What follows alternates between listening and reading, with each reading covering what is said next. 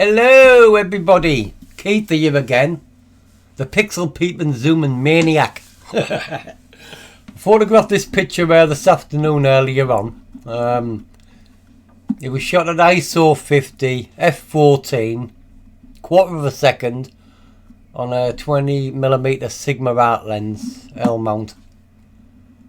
And the idea was this Buddha that we have here in the middle of the picture was to move her up here, which we did successfully, but I wanted to leave her here just to do the background picture. This is going to be a comparison test for high quality. So there she is there. You can actually see as you zoom in right the way in, she's starting to go smooth and break up a little bit, and a little tiny bit blurry there, so, you know.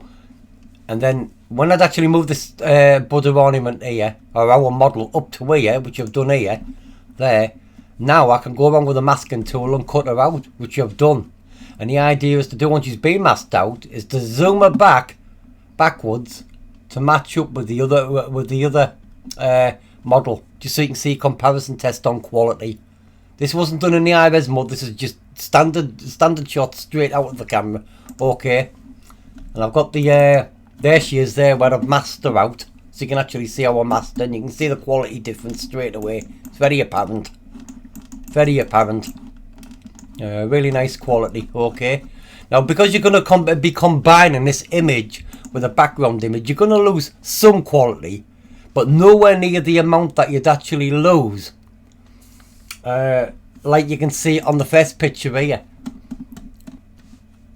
If I imported that picture onto this one and overlaid it over the top of this, you'd see a remarkable difference. But what I wanted to do was put the two of them side by side, so you can actually see the high quality image where I'd masked it and cut it out, compared to the original one that's on this photograph here, which I've actually got here. So here it is here. There was a bit of light difference because it was 5 or 6 minutes between the two shots, and obviously the new mask one I'd cut out because the lighting was different through different variables and stuff. She's a little tiny bit more contrasty or toned down, if you like. But we zoom in on these two pictures, you can see straight away there the quality difference. This one on the right hand side's the original. This one on the left hand side was the mask cut out, where we'd actually cut out, where you can see where we'd masked her out. And just stuck her there, approximately in the same place. Okay. Turned out real nice quality. Really nice quality. And also, I've done another one. This one here was just done the other night again. Messing about, as I do. I just want to put a couple of objects onto this photograph background, and just to see what they were like. All again masked out and cut out. And shot up very close. This one here was a rock that my brother had, so I decided to put it on onto this picture here, masked it out, and then just shrunk it down to size to fit just where this unit is here. It's not a perfect job where I put it on, but it's just going to show you like the quality differences and stuff like that. We're on 345, 400 and odd percent qualities there, so it's pretty remarkable. As well this jug that was here, great quality when you zoom in on it, absolutely brilliant. And then basically on this picture here we've got this watch face, what I'd photographed. This was some distance actually, about 3 or 4 feet away, and I'd actually zoomed in on it and cropped it out, so the results weren't very good. But if you look here, this one was photographed up very close, about 6 centimeters away, just masked out and then just cut out again and overlaid on the top of this original one, just to show you the difference in comparison, what can happen. So basically what I'm trying to say is, you could go up to a building on a night time, say a garage or something, and it's got signposts up and stuff like that, and when you zoom in you want to see them, you want to see the text on the signposts.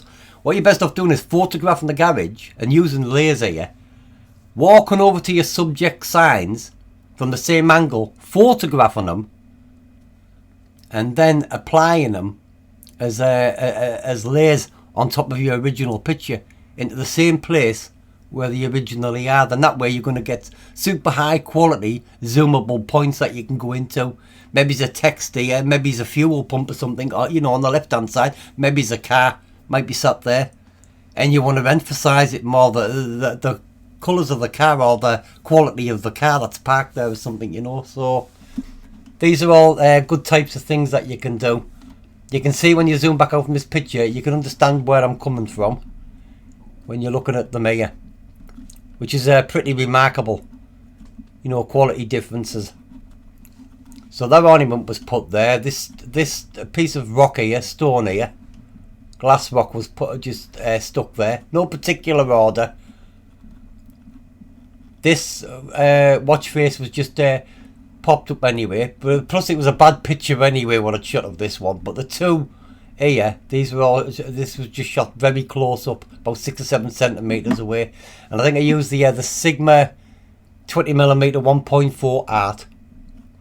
I think it would have been around about ISO 100, so just goes to show you the difference in the quality.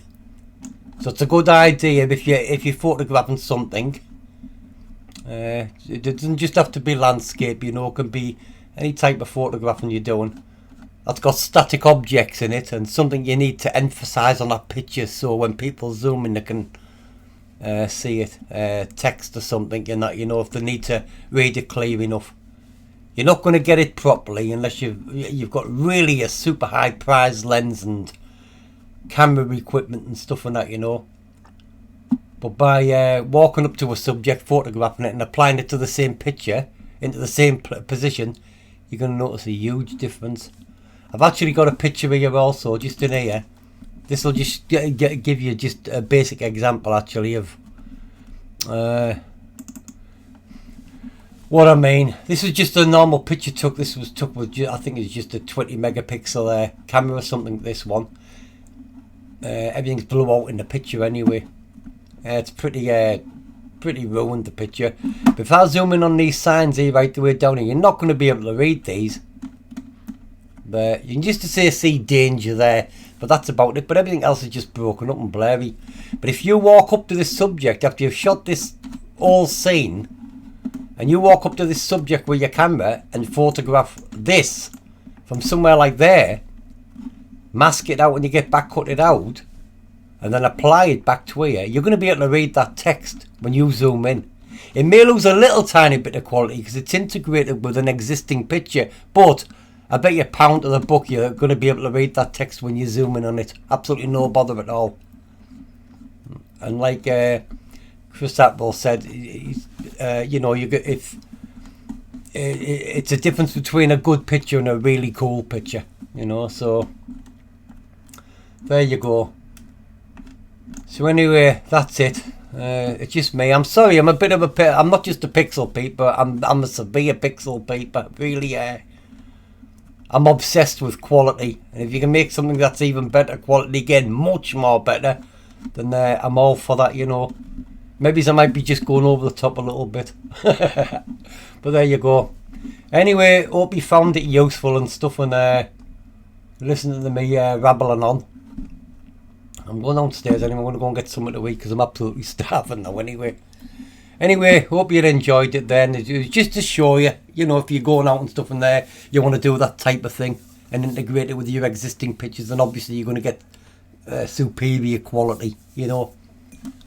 Alright, many thanks for watching there, and take care. You can like and subscribe if you want to. If you don't, well, I couldn't care less. Alright, thanks very much for watching anyway, and take care.